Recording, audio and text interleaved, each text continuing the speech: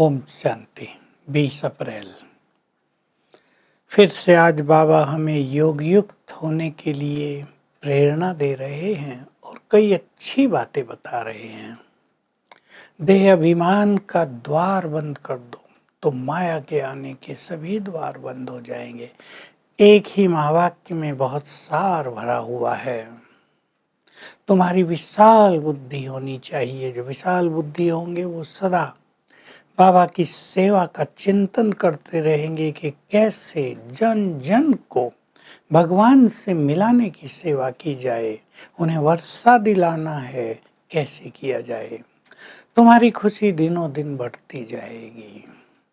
तो बाबा पहले कह रहे हैं, जैसे मैं तुम सभी को आत्मा देखता हूँ कि ये अकाल तख्त पर बैठी हुई आत्माएं हैं, वैसे ही तुम भी सबको आत्मिक दृष्टि से देखो या भाई बहन की दृष्टि से देखो। देहभान छूटता जाएगा और तुम्हारे व्यर्थ संकल्प भी समाप्त होते जाएंगे।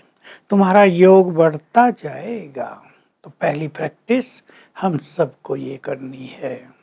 मैं भी आत्मा और सब आत्माएं। फिर बाबा हमें बहुत मीठा बनने की बात कह रहे हैं। तुम्हारा ये परिवार बहुत लवली परिवार है। इसमें तुम्हें किसी को दुख नहीं देना है, लड़ाई झगड़ा नहीं करना है, गुस्सा नहीं करना है। इन सभी भूतों को निकाल देना है। बाबा बहुत प्यार से कह रहे हैं, बच्चे कोई भूत तुम्हारे अंदर हो वो मुझे देकर यहाँ जाओ अपने घर भूतों से मुक्त होकर। तुम यहाँ रिफ्रेश होने आते हो। बाबा से हमें विश्व की बादशाही मिल रही है, तो मेहनत तो हमें करनी ही पड़ेगी। बाबा कह रहे, मैं ऐसे ही थोड़ा ही किसी के सिर पर ताज रख दूंगा। तुम्हें मेहनत करनी पड़ेगी ताज और तिलक प्राप्त करने की।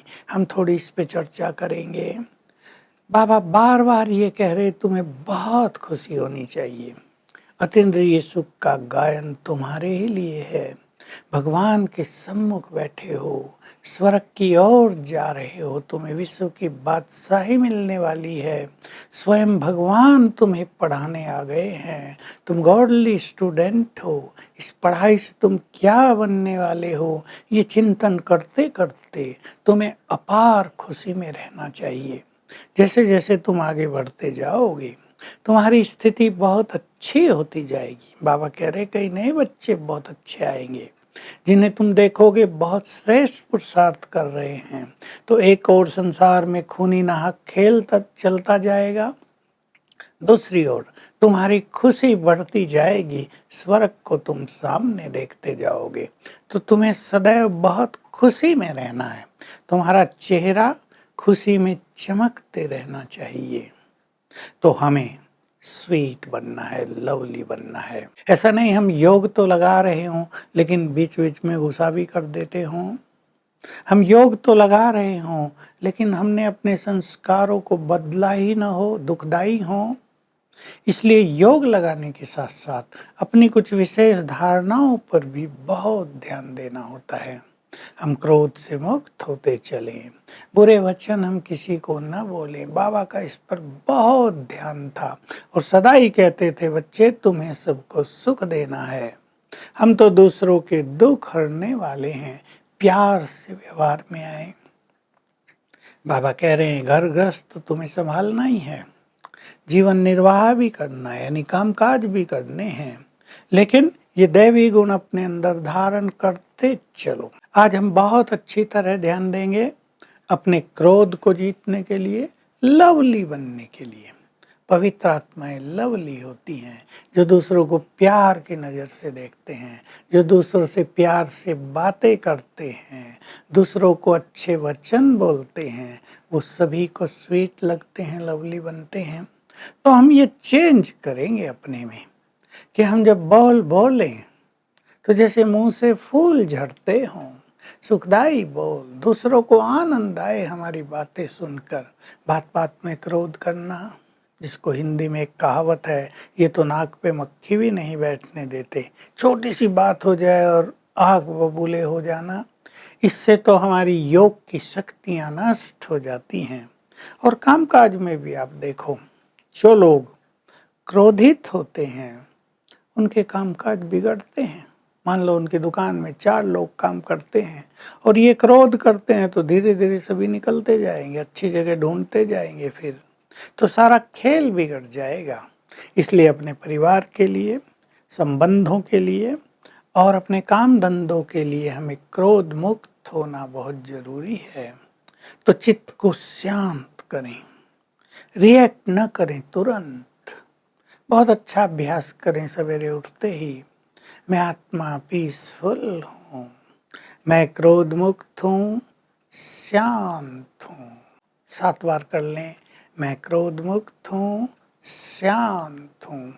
तो क्रोध समाप्त होता जाएगा और क्रोध जैसे जैसे जाएगा हमारी स्वीटनेस बढ़ती जाएगी, हम मीठे बनते जाएंगे, लवली बनते जाएंगे। हमें योग युक्त होने के लिए और संसार में सुख पाने के लिए मोह ममता को भी छोड़ना होता है। बाबा उदाहरण दे रहे कि कन्या जब घर में होती है तो माँ बाप से मोह रहता है, भाई बहनों से। शादी हो गई तो कितना विस्तार हो जाता है, किस किस से लगाव हो जाता है, फिर उस लगाव से बाहर निकलना बहुत कठिन होता है। जब पवित्र कन्या थी लोग उसके पैर छूते थे और जब वो अपवित्र हो गई तो उसको सबके पैर छूने पड़ते हैं।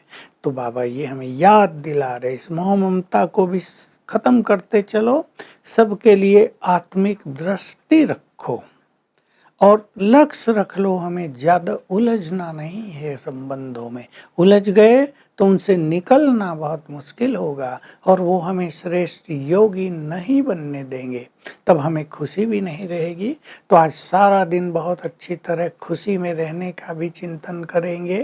कौन मिला है, कौन पढ़ाने आया है। वरदान है अपनी पावरफुल पवित्र वृत्ति द्वारा पतित वायुमंडल को परिवर्तन करने वाले पतित पावनी बनो। बहुत अच्छी बात है। वायुमंडल खराब होता है, हम बातें करके इधर की बात उधर, उधर की बात उधर, बातों के विस्तार में जाके वातावरण को और कमजोर कर देते हैं।